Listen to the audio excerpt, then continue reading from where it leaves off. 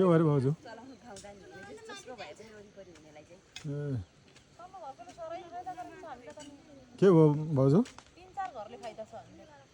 अब त्यो चलाएन भने नि अब तिर्नुपर्ने त्यति नै सक्ने त्यति नै हो त अनि अस्ति त उँभो फर्काइदिनु भएको थियो माथि हाम्रो त त्यो टोइलेट छेउमा मजाले टिप्छ अहिले चाहिँ अलिकति सार्नु भएको छ कि अब खै त्यहीँ छ होला हौ